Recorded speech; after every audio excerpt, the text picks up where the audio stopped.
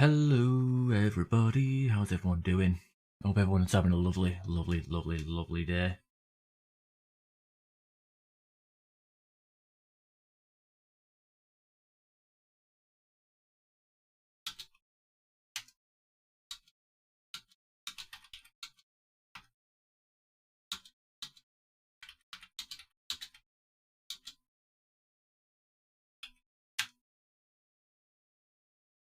Oh dear. So I'm not going to be doing any like focused videos, not focused videos, focused streams, not until we get like close to the end. Because doing like outside of mastery non-stop over and over again, stream after stream, like playing the same 5 classes, it's kinda rough. Hey Insomniaxis, how you doing? Look at that 3-month sub badge, do appreciate it. Don't really have any different sub badges. If you like, if I type mine out, I get like a 1-year one, but in terms of sub badges, there isn't really that. The badges aren't really that inventive. They just have the same symbol with a number over it. But as I was saying, we're not going to be doing like super focused streams where it's like, this is the machine mastery stream, and then we'll do like, you know, like, luckily we've got like plenty of classes to go with. Hell, I got 5 classes for Blood Pack, which one of them is going to take longer than the others. Krogan Soldier I decided to go with. That's 25% in. We're going to go with that one, Krogan Soldier.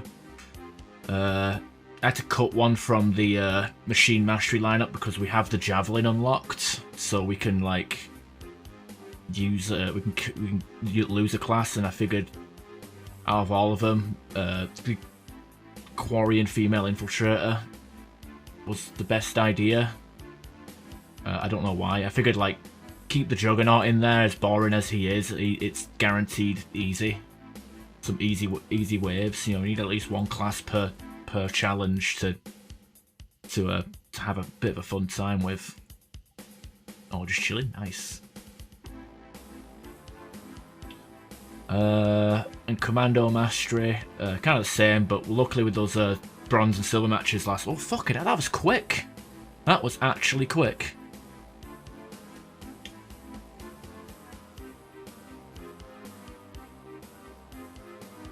But yeah, luckily for those bronze and silver matches last week with Will, we I boosted the Asari Vanguard up to the halfway point. So okay, we've got 6. So we basically got 6 classes in Commando, 4 in Machine, and 5 in Blood Pack. So we should be good. It's pretty much you know, what was that? 15 150 waves. No, I wish it was 150 waves. 15 matches times by 10 at least. 150 matches.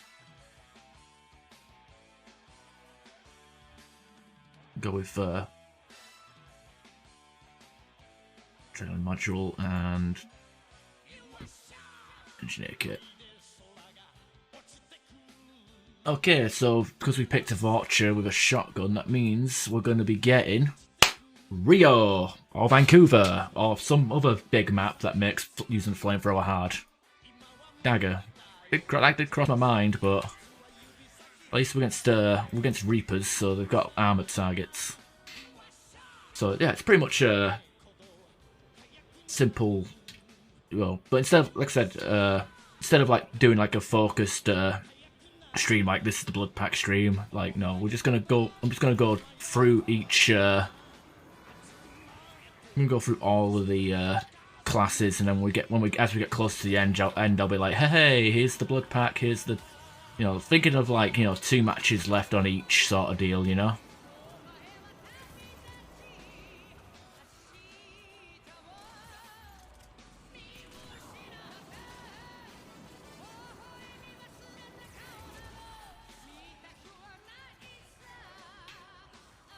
And then after that, not too bad. I mean, Dagger Hazard isn't too bad. It just depends on how the enemy spawns. Like, if you spend most of the time, like, having enemies on the other side of the map, it's kind of rough. And then the objective, if you have to go out in the middle, it can be a bit, It's not too bad. I mean, I should just pick the maps to suit the class that I'm playing as, but like, I wouldn't mind if Unknown Unknown was a bit more,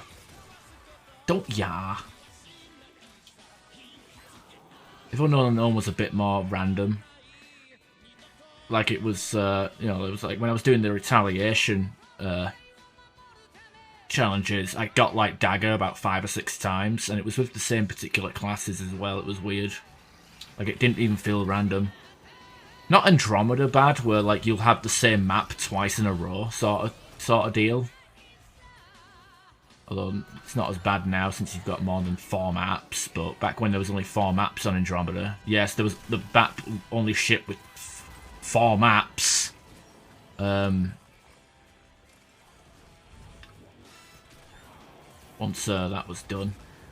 Hey, who knows? Maybe after about six hours of this, I might switch to Andromeda, do some daily challenges and see if anybody get a kick out of it. I don't know. Nah. Because I like Andromeda. One of the criticisms I have with playing this is spend a lot more time in the lobby at half the time. But I got lucky. People joined. Maybe it's because I'm playing at 6:30 in the evening. So people are coming home from work, just finished having their dinner and whatnot. So seems like maybe a good time to play. Oh yeah, you let them spawn above you. That sucks.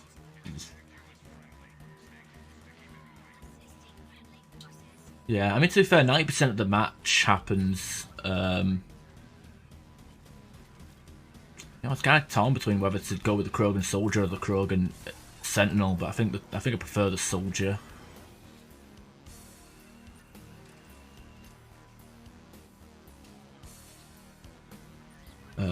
Yeah, like, very like Platinum for Dummies map. Firebase Dagger. I mean, you got to keep away from the windows because them Geth Primes, Ravagers, Scions can really fuck you up if you get close to the windows. But you just hang out at the landing zone, shoot down the Tunnel of Love, keep a good amount of damage up at all times. You should be good. The thing I don't understand, and it's one of the maps, like, and I think, but it might be one of the only exceptions where people will defend the LZ and then stay at the LZ on extraction. Because even like Firebase Giant, it fucking confuses the hell out of me. You play like, you watch or play like Firebase Giant Platinums of a full squad, and I can guarantee like 90% of the teams will like play just standing at the LZ, just poking their head around the corner every so often, letting enemies, funnel towards them. And they'll spend the entire match at LZ, and then when it comes to extraction, they'll all leave. And they'll be like, "No, you can't spend extraction wave on."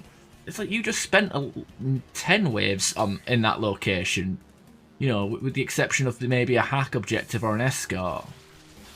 I don't understand it, the line of thinking of people, actually. It's like, why would you say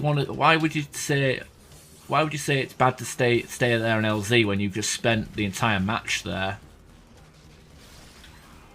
I mean, sure, like on extraction, you'll have enemies constantly spawning cargo, but the solution for that is to have one person stand there to block the spawn, which is what I do.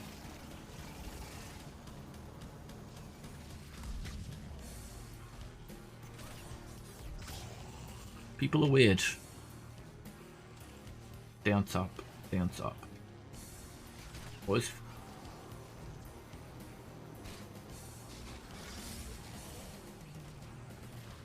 Oh dear. I know. Sometimes I wish I could be, what's the word?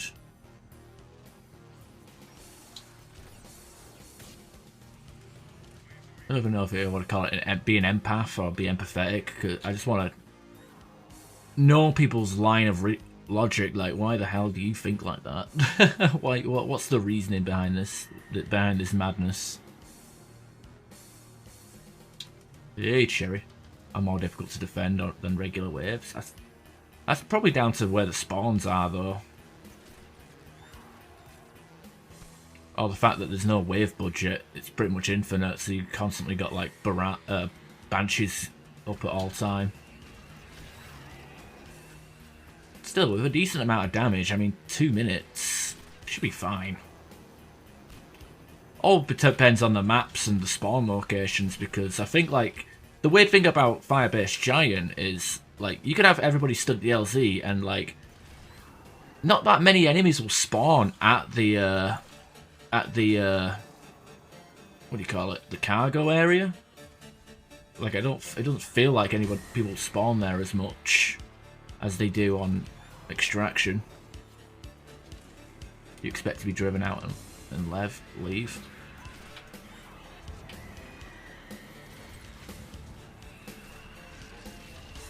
Okay, don't get choke slammed there, Senna. Oh god, he's trying his hardest to get the hell out of there. Okay, there's a grenade on my feet. Bloody Banshee's still alive there. Come on, barbecue!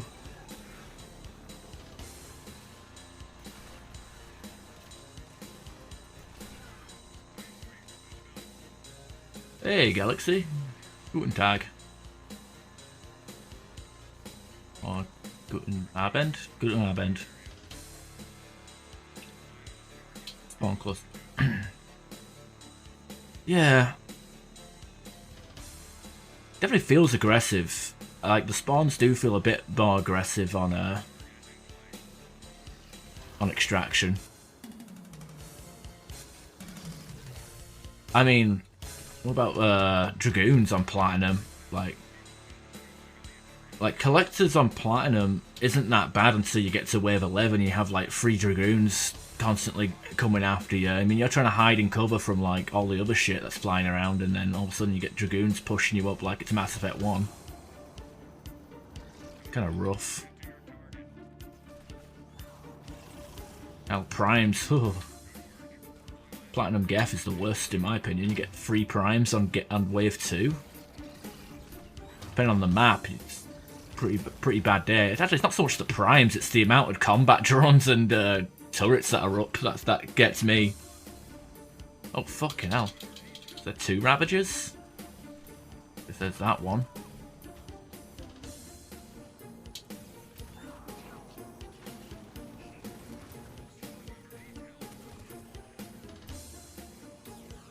Yay, more Yars.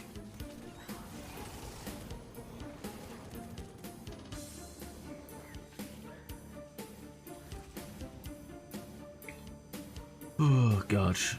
I mean, what is the worst enemy to fight on Platinum? Really, if you think about it. I mean, Dragoons are terrible. Because of their ability to just constantly hit you with attacks without any downtime. Like if they're not walking and shooting, they're whipping and smashing, and if they're not, you know, there's pretty much no downtime where there's no damage going out.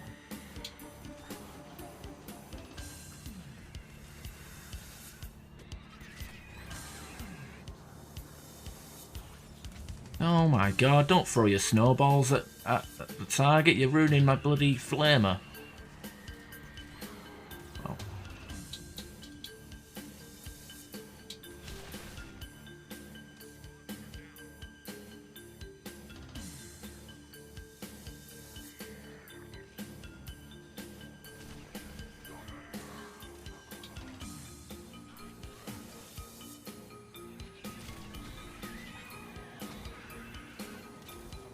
Ah. Cats don't understand.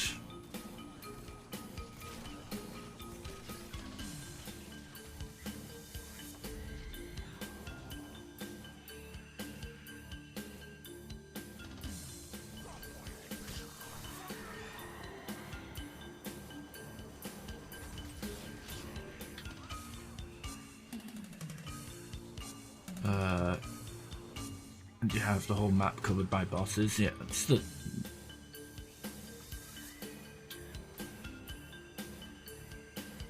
Yeah, like, you have, like...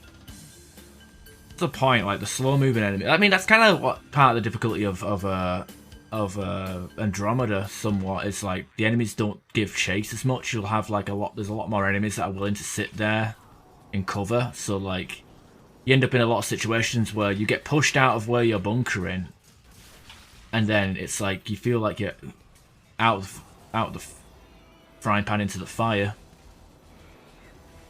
Because it's like, oh god, I'm being pushed up by, you know, Banshees, Praetorians, or, you know, in Mass Effect 3's case, and then you like decide, fuck this, I'm running out of, you know, if I get pushed up in here, I'm like, fuck this, I'm getting out of here. Then as soon as I run downstairs, you got like these primes in the middle plodding along that were completely irrelevant when I was up there.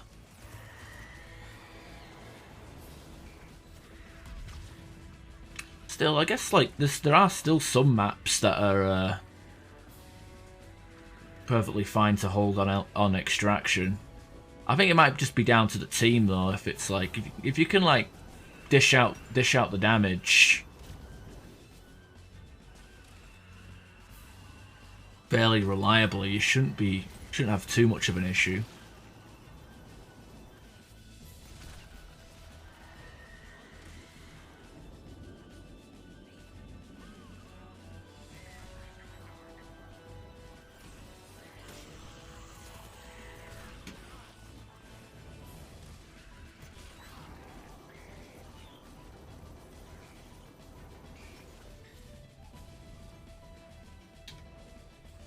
How you doing, Galaxy? How are your streams coming along? Uh-oh. Get as much flamer damage as I can before someone throws a snowball at it.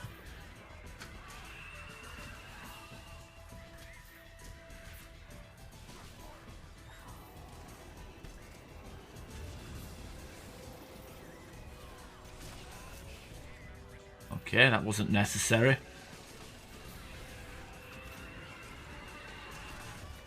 Oh, somebody's hit the panic button. Some sensitive souls, these Krogans.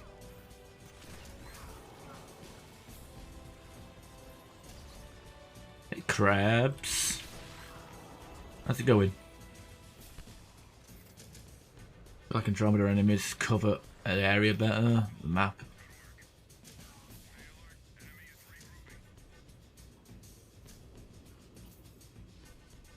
Yeah, but the thing is like I said, going back to Andromeda, like the enemies don't follow you around or as much. You can't really run a train like you can in Free, where like, you know, let's take Fire-based Giant for example. Like, you know, common tactic is to just hold an area and then before you get overrun, you know, rotate around the map in a, you know, clockwise sort of manner. The fuck?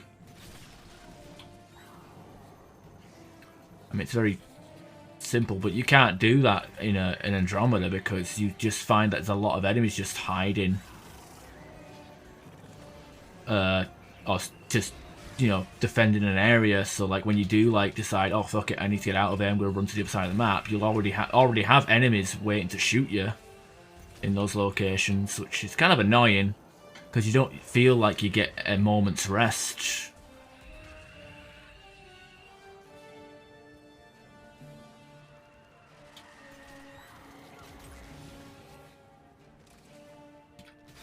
Can be frustrating for some.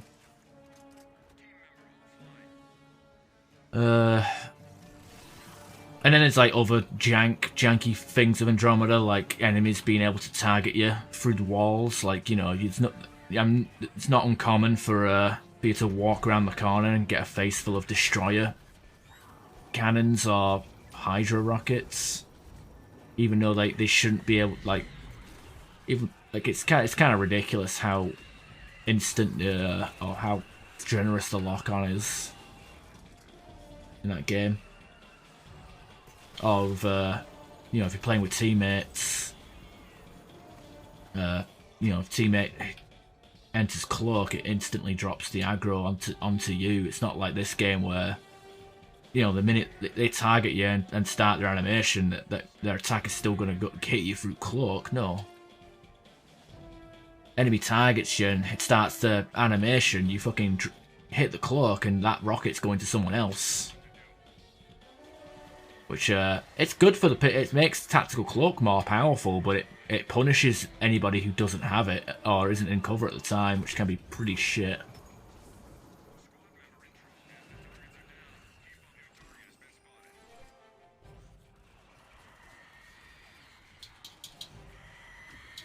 Yeah, pretty much. I mean, that's because, like, I mean, that's not. It's not uncommon for that to happen. Like, especially like if they have stealth grid, like, you know, you got a teammate Hydra like targeting a teammate, and then they go into stealth grid. It'll instantly do a 180 spin and fire rockets in your direction if you're not cloaked, and kind of got to be careful. That's why, even though like it's a very jumpy shoot around game, you know, sometimes you gotta spend a bit of time in cover, like in that game, like just to be safe. If you have line of sight, if you know like what your team composition is, and you've got line of sight on a Hydra, even if it's not targeting you, it's always a good idea to get into cover or be near cover, because those rockets are pretty hard to dodge because they're heat seeking. And I mean, I think the only classes that can really survive that barrage of Hydra rockets or those 2 destroyer shots is the Juggernaut, because he's just busted when it comes to survivability, and like a Turian Havoc whilst they're flying. And that's about it. And then even then you got to be like, you know, you got to at least make sure you've got like a siphon weapon on you, so you can at least top up, because anything, if you don't kill you, it'll make you pretty damn close to death.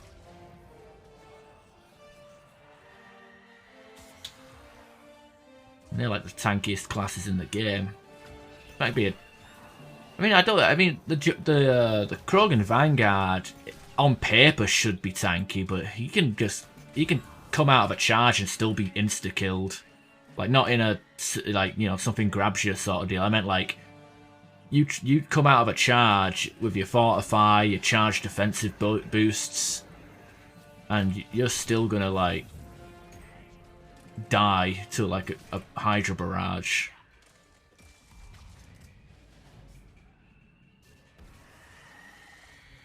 Which is why Platinum Pugs is 3 classes for 2/3 of the time. Yeah, pretty much. It's like, if it's not playing a Juggernaut of a paw, they're playing a Angara or a Asari Huntress.